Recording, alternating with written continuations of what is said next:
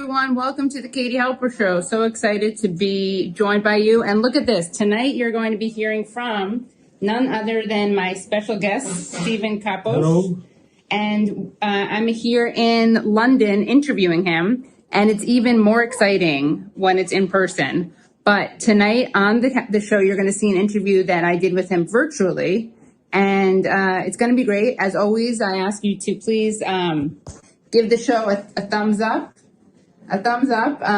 Subscribe if you're not already, become Patreon supporters at patreon.com/The Katie Halper Show, and enjoy this really interesting interview with Stephen Kapos. Thank you for having me. Of course, thank you. Thank you. Bye. Honored to be speaking to Stephen Kapos, who is an 87-year-old child survivor of the Holocaust in Hungary. He lost 15 members of his extended family to the Holocaust. He is a member of the Camden branch of Palestine Solidarity Campaign, and he is also part of the Holocaust Survivors and Descendants Against Genocide network, which attends national demonstrations for immediate ceasefire in Gaza.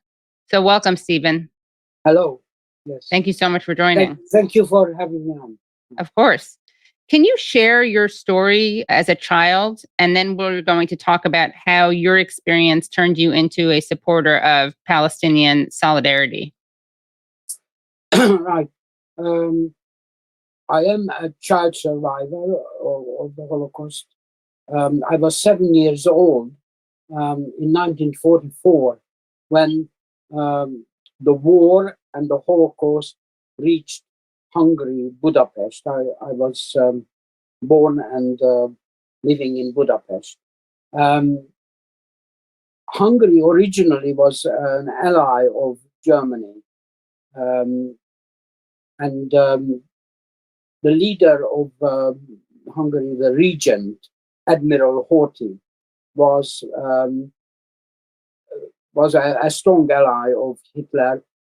He was particularly interested in the return of Hungarian territories cut off of the original Hungarian kingdom of 1,000 years after the First World War, and various territories surrounding the core Hungary were taken, cut off Hungary, and including Transylvania. Transylvania, in the eastern part of historic Hungary, was attached to Romania. And as part of the deal between Hitler and Admiral Horthy, a part of Transylvania was returned to Hungary against the Hungarian army supporting the German invasion of the Soviet Union. My extended family was living in Transylvania, and when it was returned to Hungary, their fate was really very much endangered, and it is that part of my family mostly who had perished due to deportations, etc. Meantime, because the decline of the fortunes of the German army by 1944, when they were kind of losing, very much on the losing side, Admiral Horthy started backdoor negotiations about possibly leaving the alliance against various concessions from the West. And Germany, through that intelligence service, got to know this. And it is then that they invaded Hungary because they couldn't trust the alliance anymore. So that was March 1944. And with the German armies that reached Hungary and Budapest came Adolf Eichmann. And he immediately busied himself organizing the deportation of Hungarian Jews from the countryside to begin with. Unfortunately, he had quite a lot of assistance from the Hungarian fascist or semi-fascist establishment, police, local police, etc. And in rapid succession, 400,000 Hungarian Jews were transported to Auschwitz, and most of them died. In the meantime, in Budapest, there was a certain pause. There were only preparations for a similar deportation action, and initially, just very restrictive laws were passed against Jews. We had to wear the yellow stars, regardless of age. I mean, I was 7, and I quite clearly remember wearing the yellow star, and I can remember the gloomy atmosphere of my family, female members, actually sewing on yellow stars on all our clothes. Wow. And also, we were concentrated into marked buildings, where it was kind of an archipelago of a ghetto. The buildings were marked with large yellow stars again. It was all preparatory to eventual deportation. However, because it was fairly late in the war, it was a relatively slow progress compared with what was going on in the countryside. Also, there was already Allied pressure to try and save the Jews of Budapest. There was threats of Allied bombing, etc. So it was a kind of hesitant action. In the meantime, the very prominent Transylvanian Zionist leader, Kastner, arrived from Transylvania to Budapest and managed to, he was a very theatrical character who managed to talk the Hungarian Jewish leadership into being a kind of emissary to make deals with the Nazi leadership in Budapest, Eichmann personally. And he was negotiating the saving of Hungarian Jews, Transylvanian Hungarian Jews, particularly the upper middle class or elite Hungarian Jews in Transylvania, into separate transports to go via Germany, Bergen-Belsen, to Switzerland to be exchanged for various munitions and army trucks that the German army wanted. It was a deal involving 1,600 Hungarian Jews, mostly Transylvanian Jews. And 2 transports had, in fact, been taken via Belsen to Switzerland. And my family fell into the 3rd such transport. Initially, we had to go into a Kastner holding camp within Budapest called the Columbus Street camp, which was in the grounds of an institute, a very large sort of yard where they put up temporary barracks where we had to sleep in bunks and multiple tiers with straw mattresses, etc. As a child, I clearly remember the latrine we had to use, which was a very frightening experience for me. And this camp was guarded by SS guards on the outside and Hungarian police on the inside. But the outside guards' detail was to keep people out rather than in, because it was meant to be a kind of privileged place. And you could leave this camp.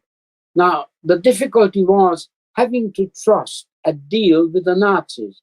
I cannot, as a child, I had no concept of the mental strain of doing that, but I can imagine the difficulty of trusting a deal which was ultimately between Kastner, Eichmann, and Himmler himself, and Kaltenbrunner were also involved. But all this was done behind the back of Hitler, Adolf Hitler. Anyway, Right. but I was taken out of this camp because we could leave it, and taken with false papers up into the Buddha Hills, into homes for children, sponsored and protected by the Swiss Red Cross, on false papers, everybody on false papers. And it was a bit of a bluff. It was meant to be extraterritorial territory as far as the Hungarian authorities were concerned, and particularly the Hungarian fascists were concerned. By that time, the regent, Admiral Horthy, was arrested by the Germans. And the situation got even more dangerous for the Budapest Jews, because the out-and-out fascist party, the Arrow Cross, has taken over. And there were marauding bands who were arresting Jews wherever they could find them. And very often they would take them to the shore of the Danube and shoot them into the river. In fact, it happened to a school friend of mine who was so caught up in one of the raids with his mother, and they were lined up by the Danube, where there was a certain kind of drop, a height, because at other parts of the Danube there were steps down to the river, but there were also parts which were kind of high. And they were lined up there, shot into the Danube. He was holding his mother's hand, and she died right beside him. He was only shot through the arm, and the current has taken him down river, and he scrambled out. And somebody from a building overlooking it noticed him and went down and rescued him and saved him. And he was a desk mate of mine after liberation for a short while, a very clever boy called George Ligeti, and but a very traumatized, nervous person, of course. Yeah. Anyway, we managed to survive in these homes with the help of a combined help of the Swiss Red Cross and the Hungarian Protestant churches together. When you were a child, did you think you were going to die, or were you kind of protected from the potential danger that you were in? Or I shouldn't say that. Were you protected from the potential outcome? Well, when I think back of my actual experience, what I am most amazed about is that I wasn't afraid. I was very much aware of the adults being agonized and afraid, but I was not directly, because I was too young to fully understand, I suppose. For example, we had to relocate a number of times because, as I explained, we fell into the house-to-house fighting zone of the end of the siege of Budapest, really. We had to relocate, moving at night in winter from one place to another. And for the army, the Russian army, which was nearby, we were just dots in the snow, moving as a group. they want to know whether these were refugees or soldiers. We were shot at. And I remember bullets whistling past. I actually heard them. And yet I wasn't afraid. And I cannot understand why not. But this is the fact of being very young, I suppose. Later, I realized what it was. And I do remember on one occasion, my father, as a doctor, went out to see patients. And this was at the time when the fascist groups were marauding and sometimes arresting people in a random manner. And I remember my father was late coming home. And it's a very strong memory of mine of how worried, near hysterical my mom was. Until he arrived. He did in fact arrive, and he didn't fall into this particular raid. But there is another thing that I do remember, is that my aunt had a young relative, a teenage girl, staying with her, and it was time to return to her family in the countryside. And this aunt took her to the railway station to see her off. And that railway station was raided by the Arrow Cross band. And she was about to just get on a train, virtually seconds away, and arrested. And my aunt, from a distance, could see it. And yet she couldn't intervene or say goodbye, because she would have been immediately arrested as well. And she came back in complete state of hysteria about this experience. In fact, this relative was, from the arrest, taken straight to Auschwitz and survived. She came back as well. Her mother must have been very relieved. This was my aunt, actually. Her mother, I'm saying. Yeah, her immediate family were deported where she was going to join them. And most of them died. I think her father came back. So you're talking about your aunt who saw her daughter? So her niece, actually. Her niece. To be so arrested, yeah. Okay, but then the niece wound up surviving? Yeah, she was taken to Auschwitz, but came back. Okay. It seems that young women who were part of the workforce had a greater chance of surviving. And did your aunt survive? Did her aunt survive, the one who saw her? Yes, and actually she was the person who was in charge of our group in these homes. She was in charge, but with a different name, also on false papers.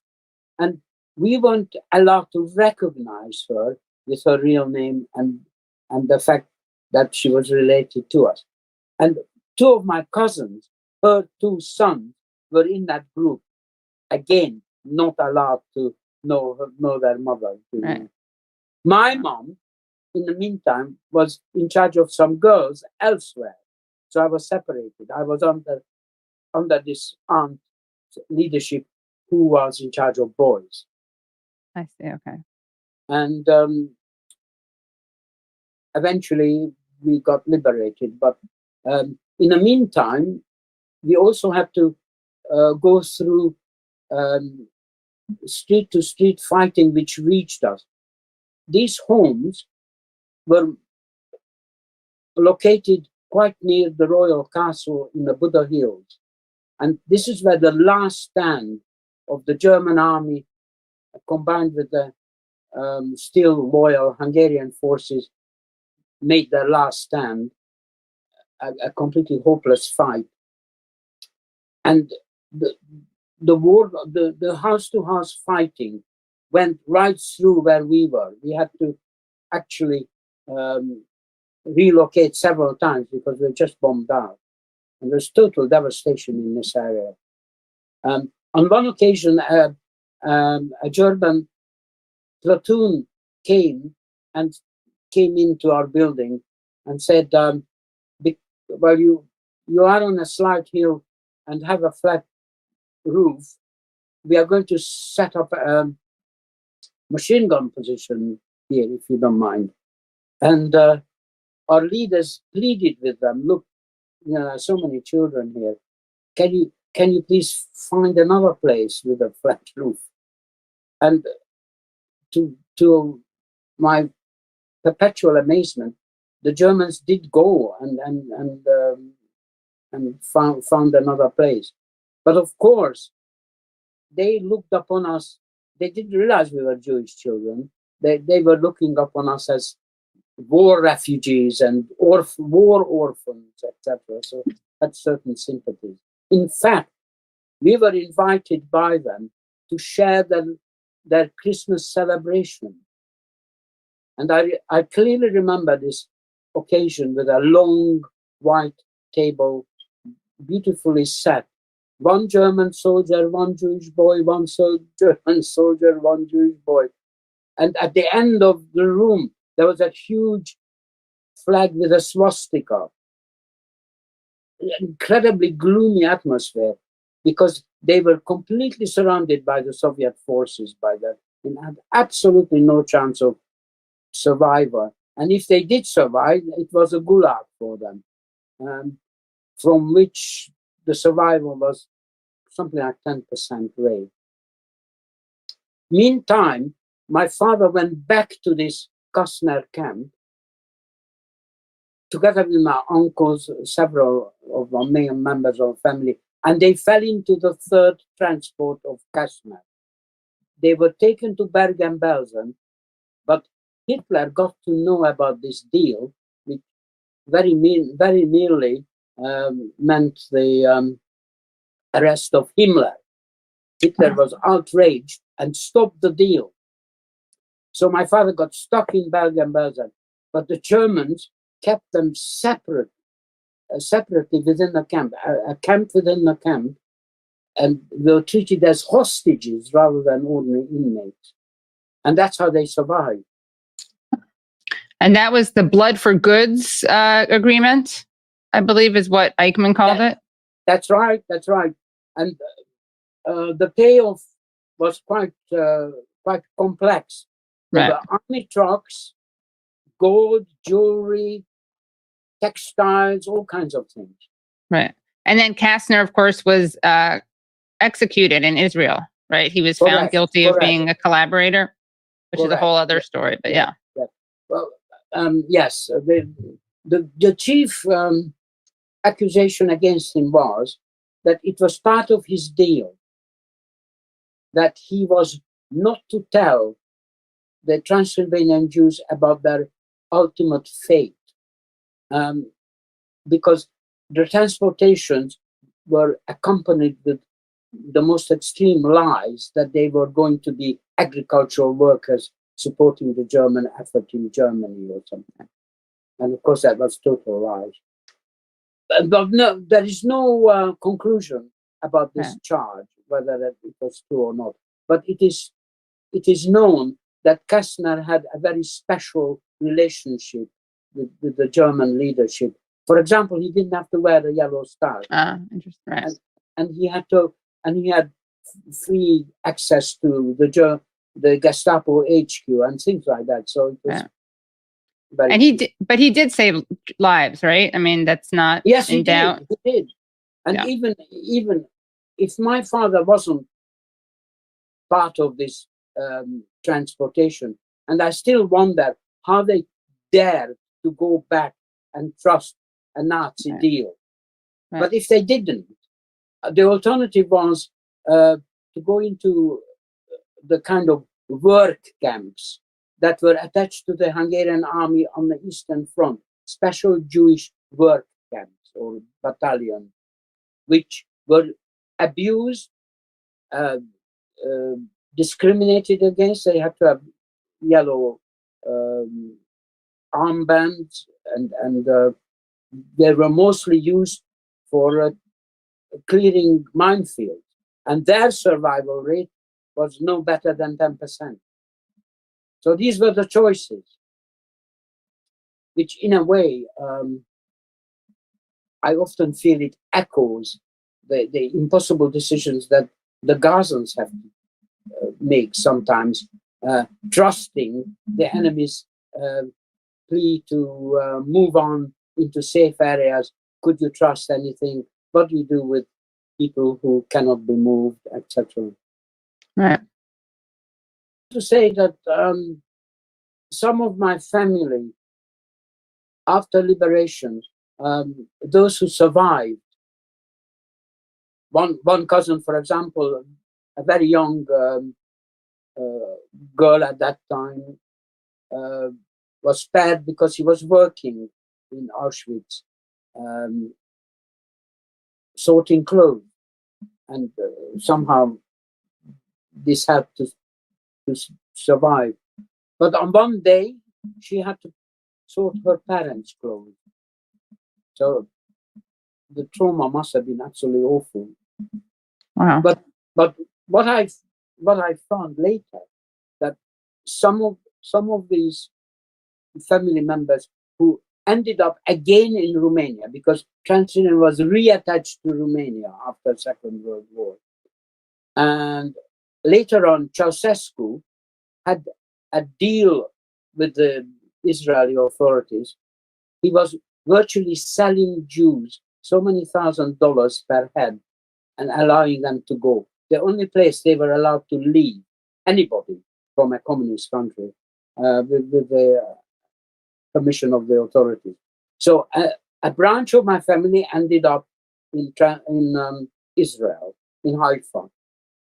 And when I was visiting them in the 60s, by that time I was in the UK, and because I came to the UK after the Hungarian uprising in '56.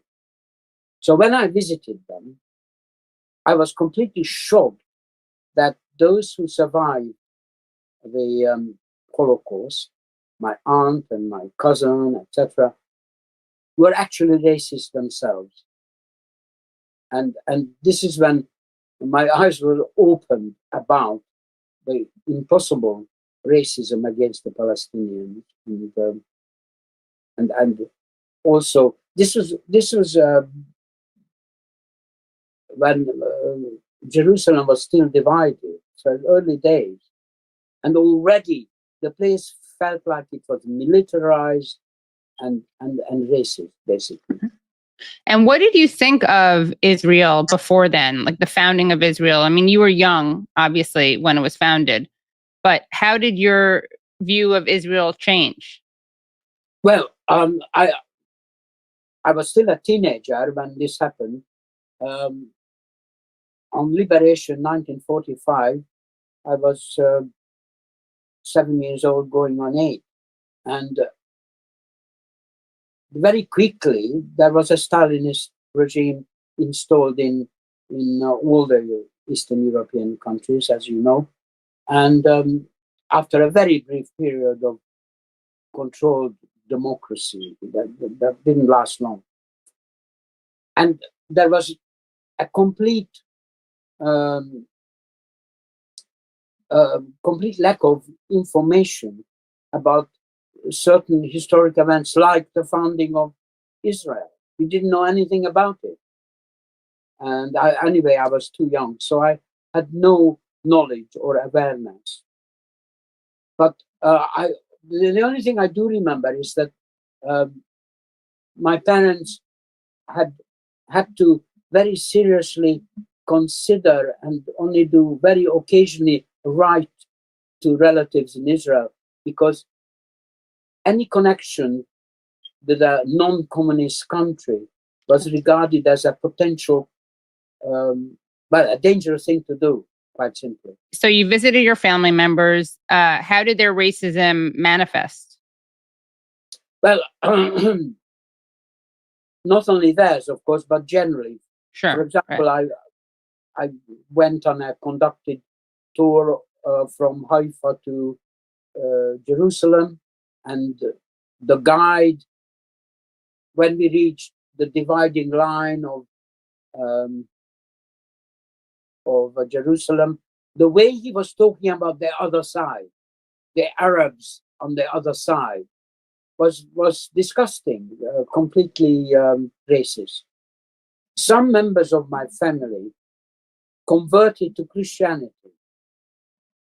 There was two ways of doing it. One,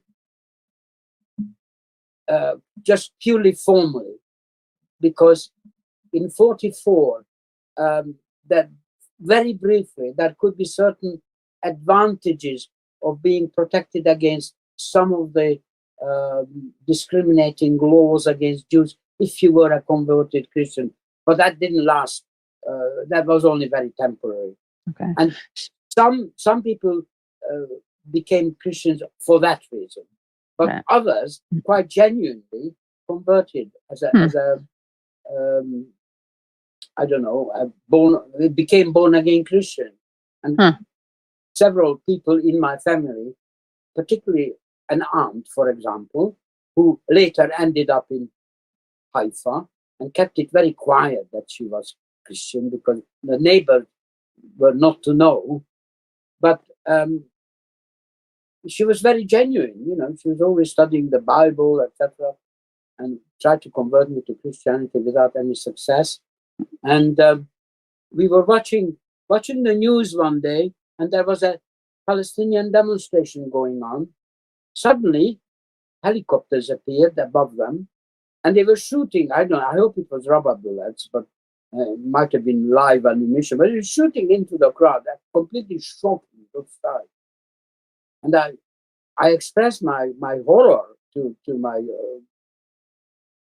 aunt, and she said, "Well, what's the problem? They're Arabs, aren't they?" And this was professing Very Christian. a genuine Christian. Yeah. And the same aunt would forbid me to buy anything in an Arab shop, for example, and things like that. But so were you surprised by this, given that they had survived? I was shocked rather than surprised. Well, surprised and shocked, because I thought it was a natural thing that if you go through an experience of acute danger, humiliation, and abuse, that you learn your lesson, that nobody should go through that ever again. That would be, to my mind, the natural attitude. And many people do have that attitude, many do, thank God. But, by the way, I'm not a believer. Me neither. I'm Jewish, but not a believer. That was a rhetorical statement. But yes, I just thought it was totally against what you could expect. Right. And I was horrified by it, to be honest. I'm just curious, did you know from a young age that you were you aware of being Jewish before 1945? Oh yes, because I remember before the fighting and the deportation reached Budapest, I remember being Christian. I was Christian as well, into the the Calvinist Reformed Church. And, why did that happen? As an attempt to be safer? To evade some of the fresh discriminating laws. To some degree, for a short time, this worked, but not for long. And were your I remember that, so I was aware of the difference of Jewish or not Jewish. As a matter of fact, when I when I was 6 years old and started schooling, religious instruction was compulsory then in Hungary. And the class was divided into Catholics, Protestants, and a few Jewish people under different instructions. So I started a certain amount of, very few Hebrew lessons. And then, of course, the war reached us and the school was closed. So I didn't get anywhere on that. And were there Jewish teachers there teaching you Hebrew? Yes, there were Jewish. But post-war, I again, for a couple of years, had to join religious instruction. That was Protestant, Christian, because I was already Christian into that. Right. group. Oh, right. Yeah, I see. Yeah, but this has an interesting little story that when I first arrived in Haifa at the airport, there were some rather aggressive sort of young Jewish women who took everybody apart, kind of security clearance type of thing. Why are you coming? Who are you going to see? Oh, right. No. Are you Jewish? Yes. Is your relative? Yes. Do you speak Hebrew? No. Why not? I said, because Hitler closed our school. He said, oh, I'm terribly sorry. She said. Wow. Yeah. Probably wasn't expecting that answer. No. And so when did you become an activist around Palestinian rights? Well, I about the same, I suppose it's more or less the same time as I was leaving the Labour Party. There was a lot of, I was horrified by the misuse of anti-Semitism within the Labour Party. I thought Okay. that was a cynical use of an outright lie that there was any anti-Semitism that I experienced directly in the Labour Party. I was quite active member of the Labour Party. In fact, I was a deputy, a vice chair campaigns of a constituency with a prominent MP, Frank Dobson, who was our MP at the time, and I worked with him, and that was a relatively happy period. But when, after the Corbyn years, Keir Starmer has taken over, they introduced, and even during the Corbyn years, introduced this completely false charge that there was widespread anti-Semitism in the Labour Party. In fact, there was one constituency General Council, it was called General Council meeting, which was a wide forum of the constituency party, when the left-wing group Momentum, that I was member of, was trying to tackle this issue and put forward a motion for the meeting that this does not actually exist, and we protest against the misuse of anti-Semitism. And this was just for an audience who's not familiar with this. This was an attempt to kind of a witch hunt against Jeremy Corbyn. Yes, it was linked to it. But an interesting fact of this particular meeting and motion is that the Momentum group, on the night before the meeting, asked me to present this motion because, as a Holocaust survivor, you are probably more authentic about, sensitized about any anti-Semitism, Right. more than anybody else. Good anti-Semitism, Dar. Yeah. Yeah. A litmus paper of anti-Semitism, right, in effect. But what I didn't realize, I had to follow Keir Starmer. Keir Starmer appeared in our constituency as a first as a prospective MP to take over from the previous, more left-wing one, and later as a leadership candidate. And I had to follow him. And he, by that time, was shadow cabinet minister on the Brexit issues.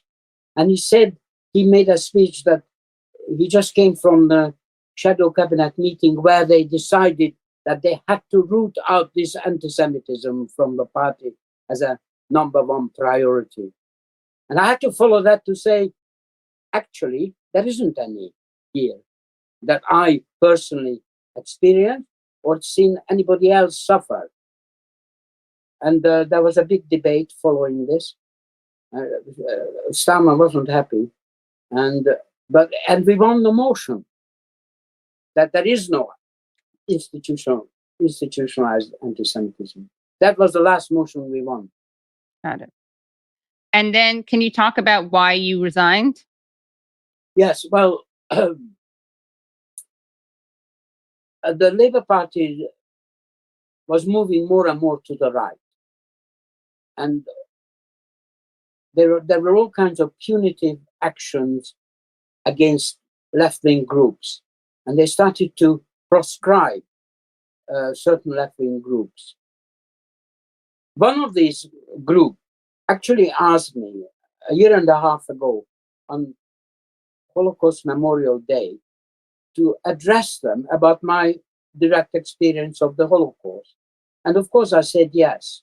I would talk about the Holocaust experience to anybody who wanted to listen.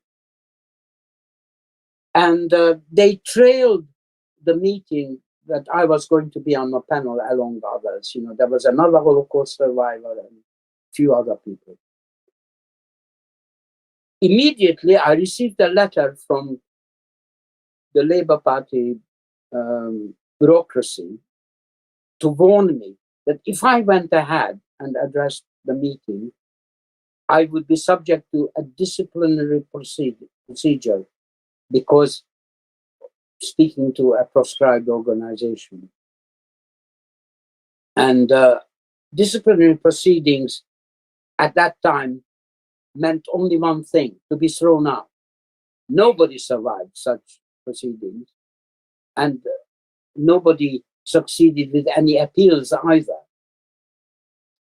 So as soon as I had this letter, I resigned with a letter of protest, which had quite wide publicity, because they were talking about, you know, this was against labor values. And I said, these values I don't recognize.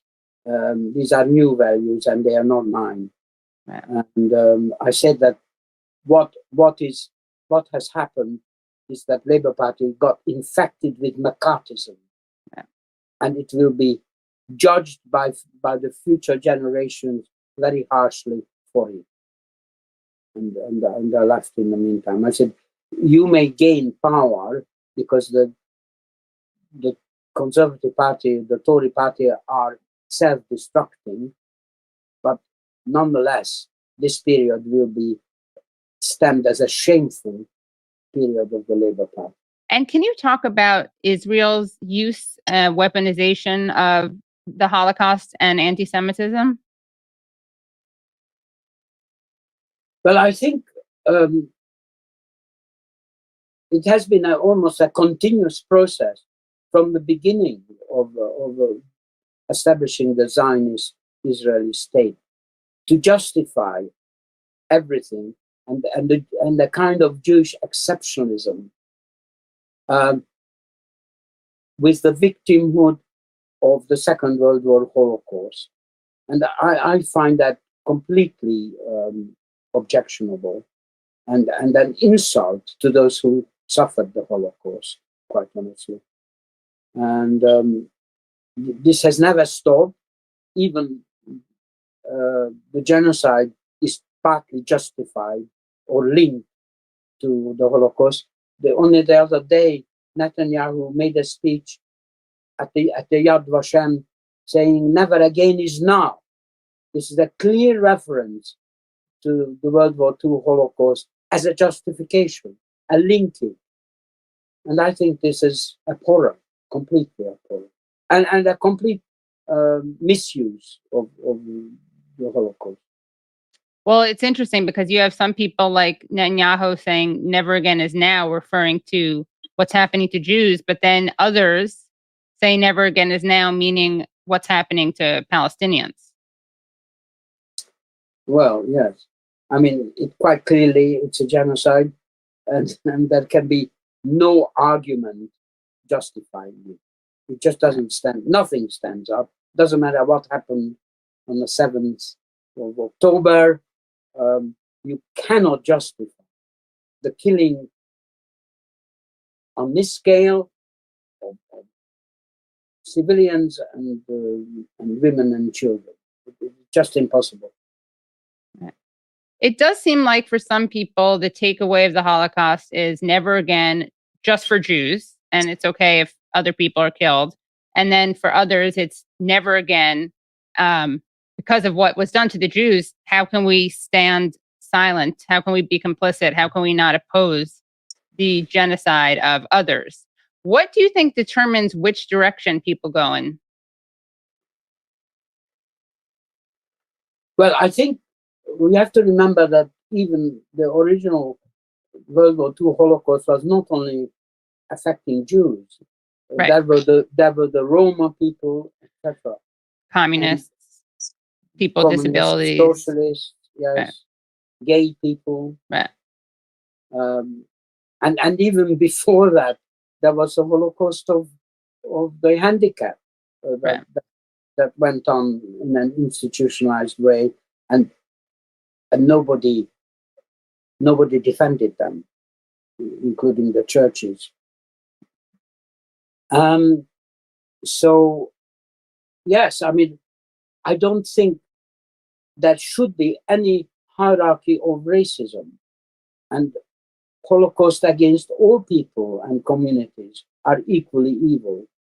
And I don't think you can distinguish and have choice. You have to be protesting and condemning all Holocaust. Now, the Israelis, Zionists often say, well, the numbers are not as great as those died in the Iraq attack, etc., Fallujah and the high-level bombing, etc. The difference is that it was hidden at that time. We didn't have the mass media made sure that it wasn't happening in front of your eyes. Yeah. This particular genocide is, and if you can see it day to day, it is impossible to remain silent. It is impossible not to take sides. And as someone who was a child during the Holocaust, what do you think about when you see these children who are being killed, or you see their corpses, or you see them with missing limbs or orphaned?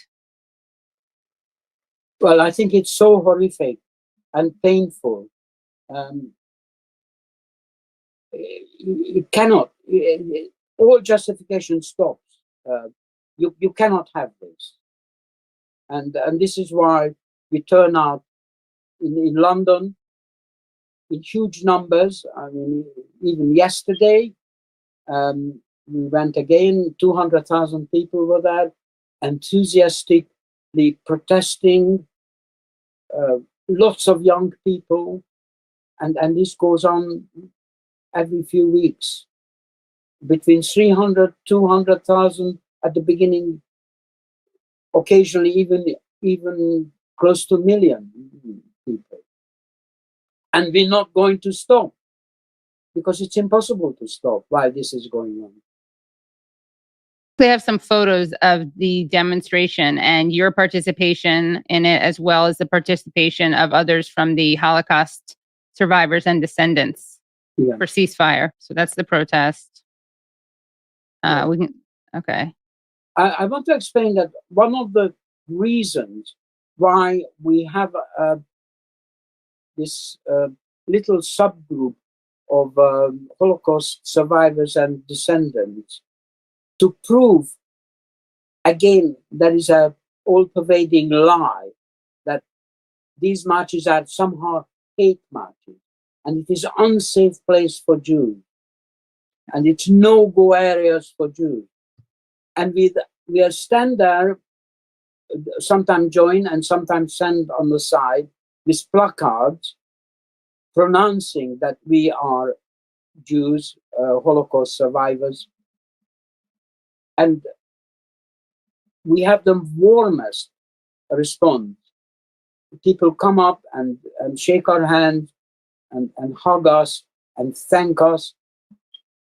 It is completely safe for Jews. And many Jews, in fact, take part in the demonstration. These are, this is one instance of many dozens of times people come up, people I don't know, but who've seen some of my earlier contributions on social media and come and thank us and want photographs with us like this. Right. And, you know, it is the most heartwarming experience. This says, this crowd loves you. Yeah. They celebrate us. And yet the mass media consistently lies about it. And that's partly why we're there, to kind of try and puncture that lie. That's nice. So people, if you're only listening to this interview, these are really nice photos of Stephen at this protest. Lots of Palestinian flags, people wearing keffiyehs, shaking his hand, people wearing keffiyehs, interviewing him. This is a U.S. Democracy Now! Interview, actually. Oh, great. Nice. And yeah, Stephen's sign says, this Holocaust survivor says, stop the genocide in Gaza. That's right. And can you tell us about this organization that you're part of, that Holocaust Survivors and Descendants? Well, it's very small because there are not too many survivors. In fact, in this group, at the moment, I am the only survivor. Mostly the others are descendants. It was the idea of Mark Atkin, who also a descendant of, you know, his father was a survivor of camps. And first 2 or 3 people were standing on the side, and then I joined them, and more and more of us. And we're up to about 9-10 people, not bigger than that. But the impact is very large because of the Holocaust background. Right.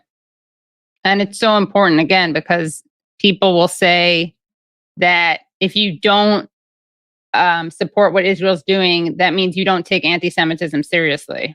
And so having people who survived the Holocaust and their descendants, obviously these people take anti-Semitism seriously. Exactly, yes.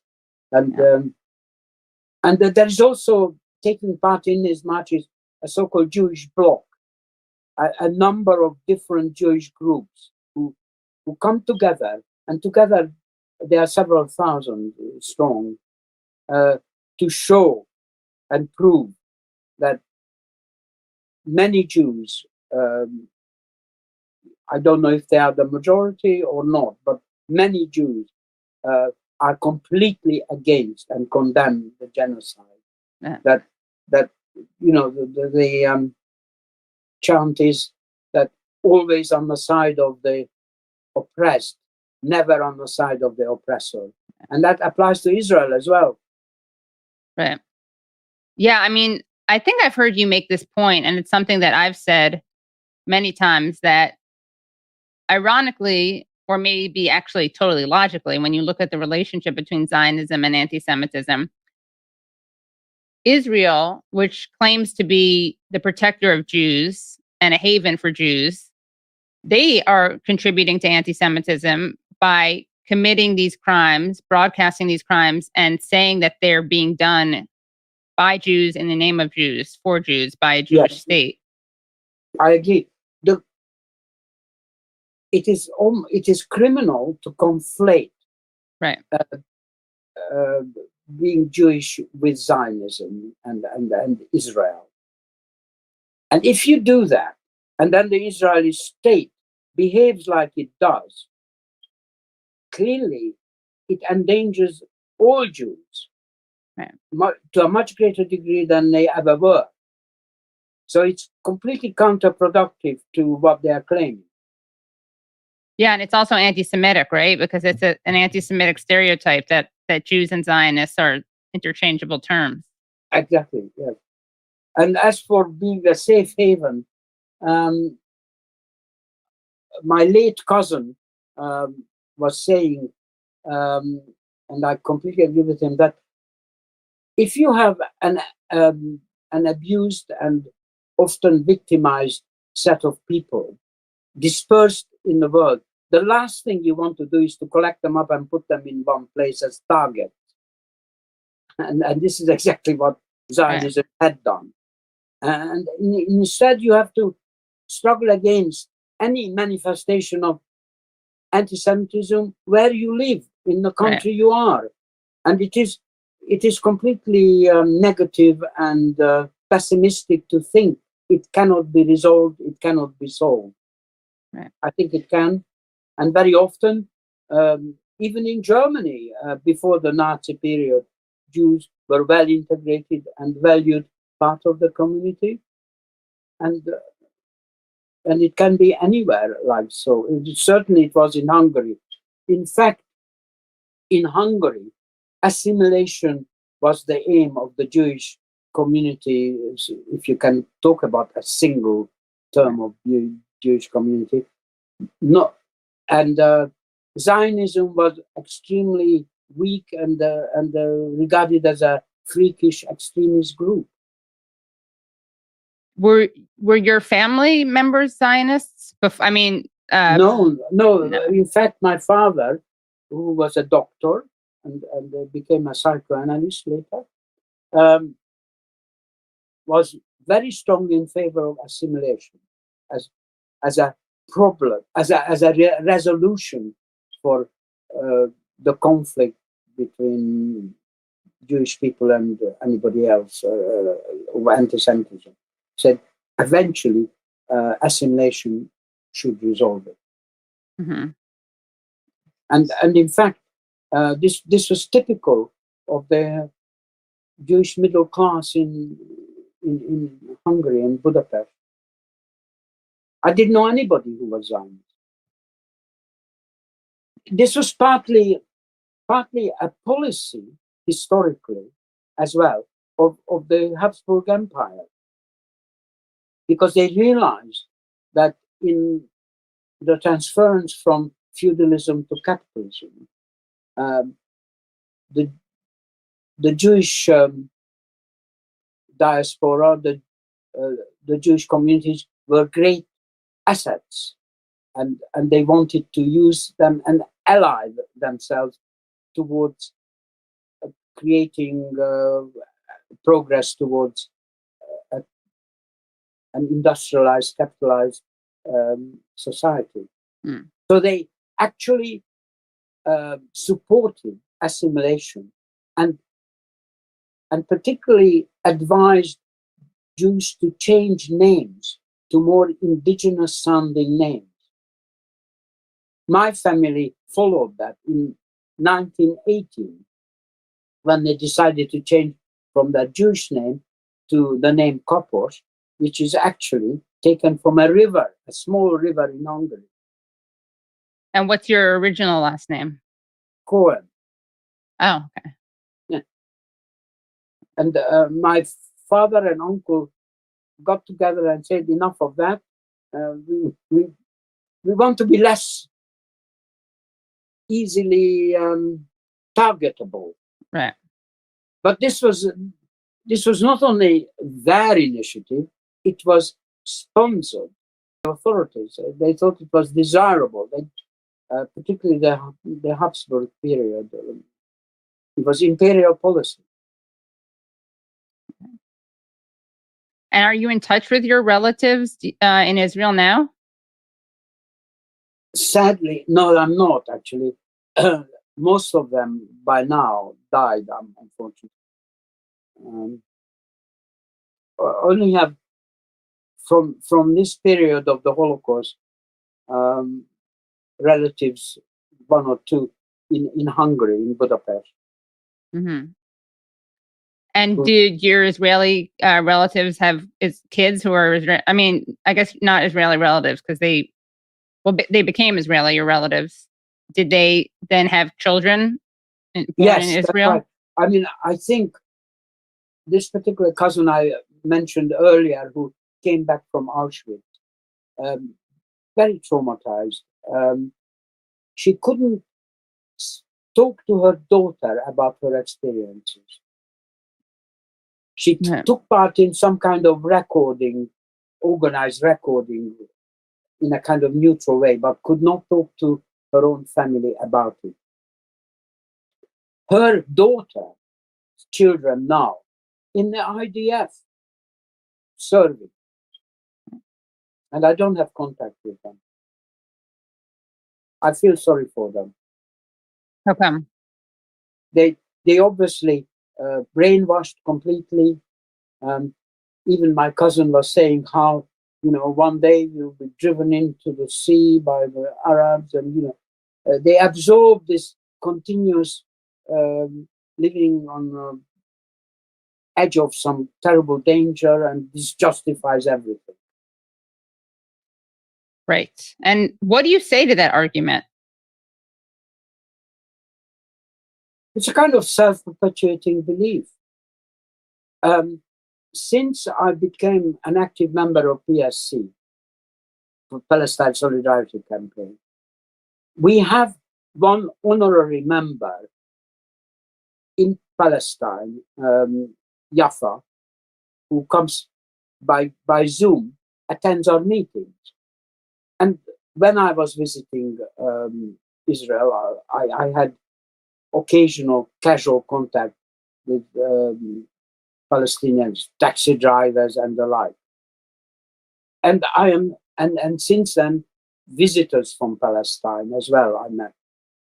Invariably, I find them not bitter, surprisingly not bitter, but reasonable, kind people.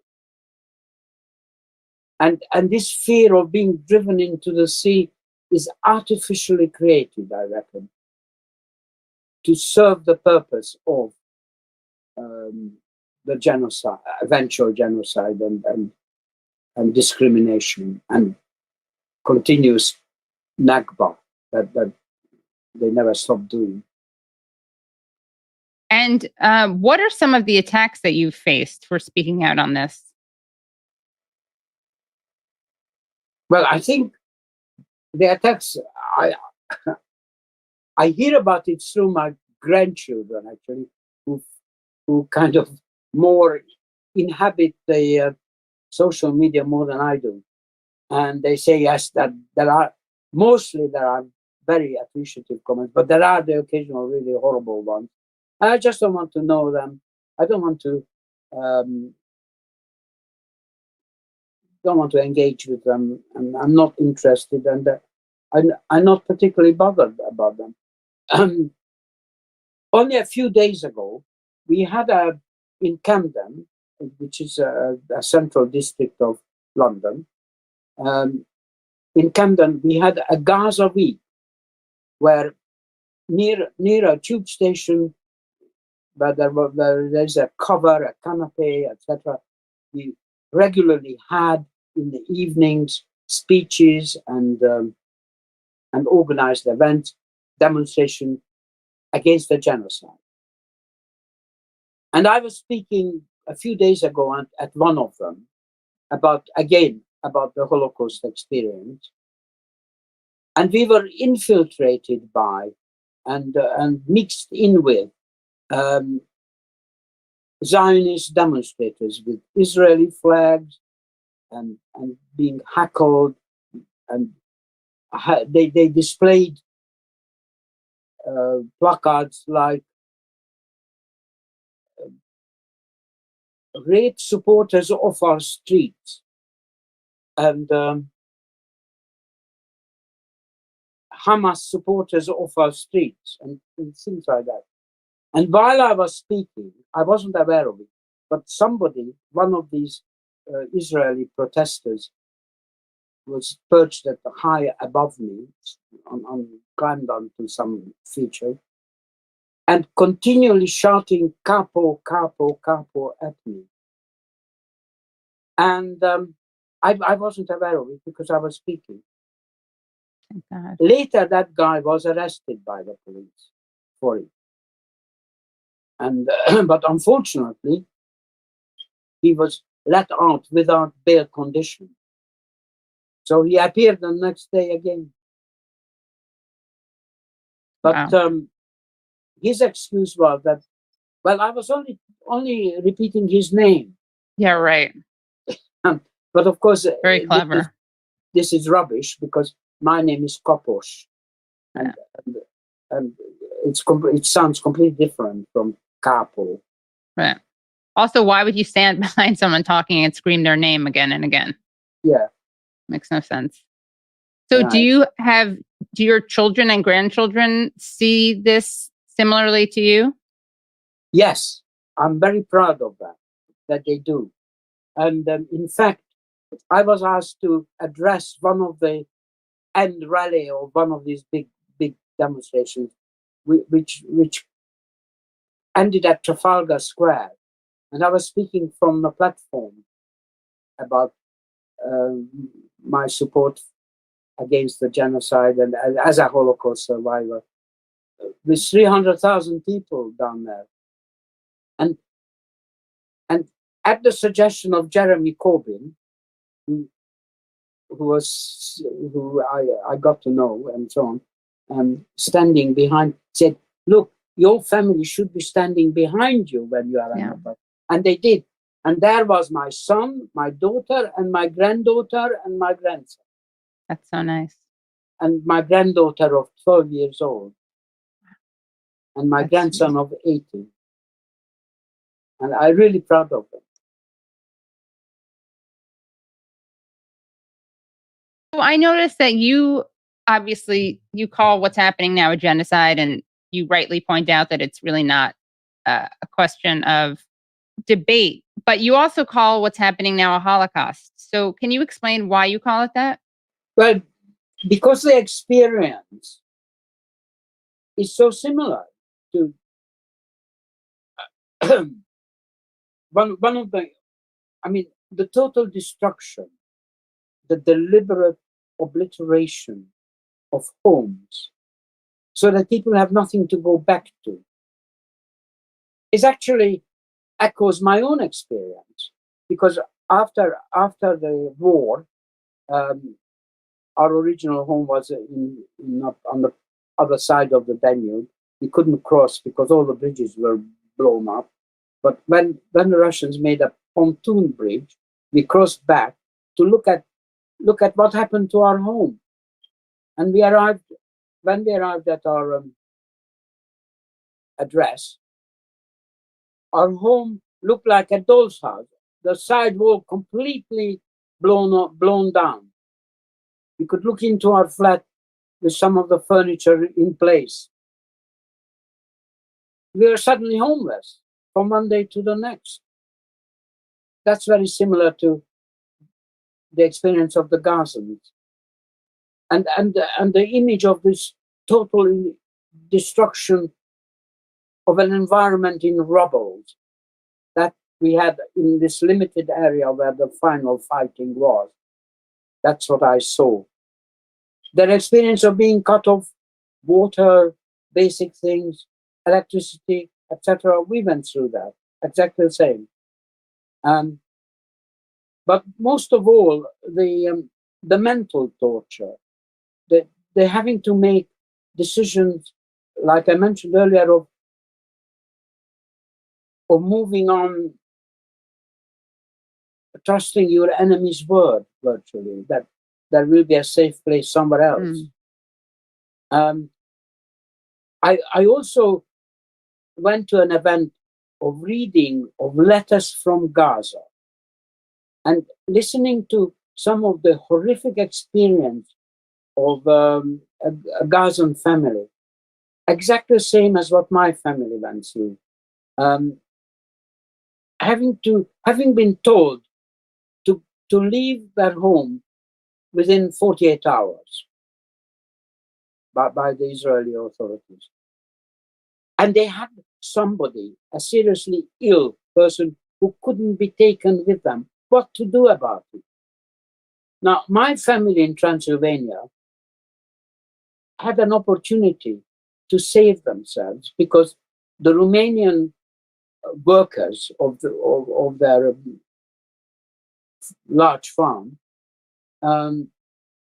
said, look, we could take you over to Romania much safer, cross the border with a horse cart transport on secret routes. And you should go. Don't trust the Hungarian authorities any further. And they had somebody who was very ill, an elderly person among them.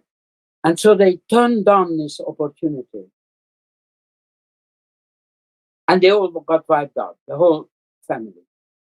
Everyone, old, middle-aged, and young children, all of them.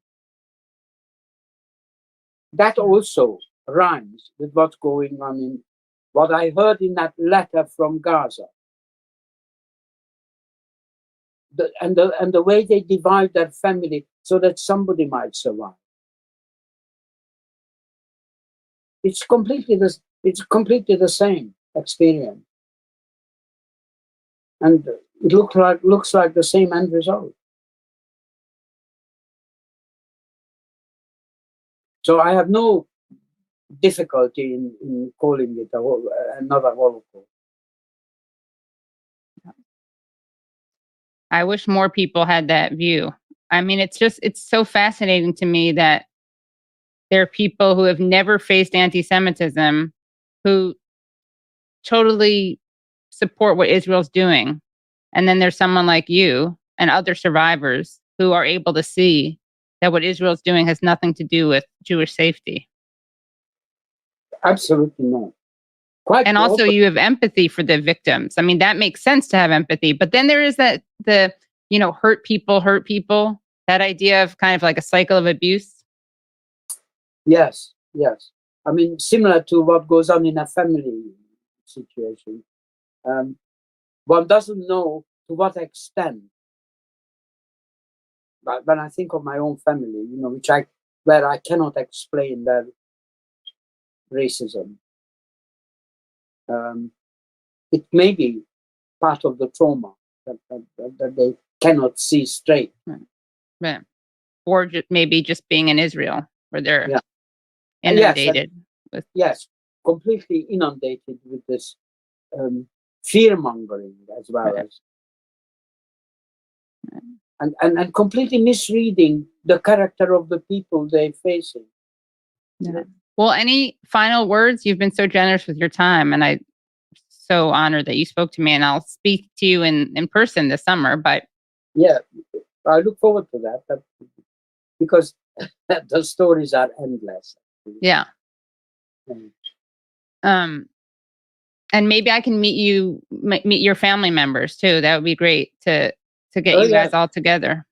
Sure. Yeah. I am I'm this summer, after a few weeks after you will be in London, I'm taking them to Transylvania and Hungary. And what are your thoughts on Rishi Sunak's response to what's happening in Gaza, and also Joe Biden's total support of what's happening in Gaza? Well, I think it's near criminal. They are facilitating initially, from the beginning. They were facilitating genocide. And I think this was ratcheted up a step when they withdrew support from UNRWA and thereby added to the creation of famine in Gaza. They became from facilitators to partners in genocide, in my view. So that's my opinion. Mm. A Labour leader, not much better. Not much better, right? And what has the response been from the British government? I mean, I know what Biden's role is, but how has the British government responded? They wait for what Biden has to say, and they say the same, basically. There's never been a clearer demonstration of British foreign policy being like that of a lapdogs. It's completely spineless. How do you see this all playing out? Well, I don't know if you know Gata Karmi. Gata Karmi, a Palestinian activist in London who suffered the Nakba. Her family was ejected from their own home and so on, and became a very good writer with several books. Gata Karmi. And she is part of our PSC group. And I am influenced by her views to quite an extent. And her conviction is that there is no other solution than the one-state solution. And I agree with that. And that can arrive at two ways, either peacefully by external pressure, eventually, or in a very bloody way. But one way or another, that will be the outcome. And as a one-state solution, it will be probably dominated by the Palestinians. And at that point, many Israelis will leave, and the progressive ones will stay. A little bit like South Africa. Yeah. And the difference is that many Israeli Jews, particularly the more recent arrivals, have very good networks and relations, etc., in the West, in New York, all over the place. And it won't be all that difficult for them to return. If they cannot accept a just society, they cannot stay. And those who are progressive, and there will be those, will accept it and stay and carry on normal life. But when will this come? I think it may take quite a long time. Well, thank you so much. This has been so wonderful. Yeah. Thank you for the opportunity. I enjoy talking about it. Thanks, guys, so much for watching the Katie Halper Show. I know that you definitely enjoyed that interview with Stephen Kapos. He's so inspiring, and I'm so excited to be here with him in London, where we're doing an in-person interview for this documentary that I'm working on. In fact, I'll give you a sneak peek into another interview we're doing. Hold on. Here is... Say hi, Rodrigo. Hi. Okay. Say hi, Brad. This is for their live show tonight. And hi, Agnes. Say hi. I'm sitting in the wrong place though. Oh, no, this is just for my live show. Ignore me. Okay. Thanks again for watching the Katie Halper Show. See you next week. Bye.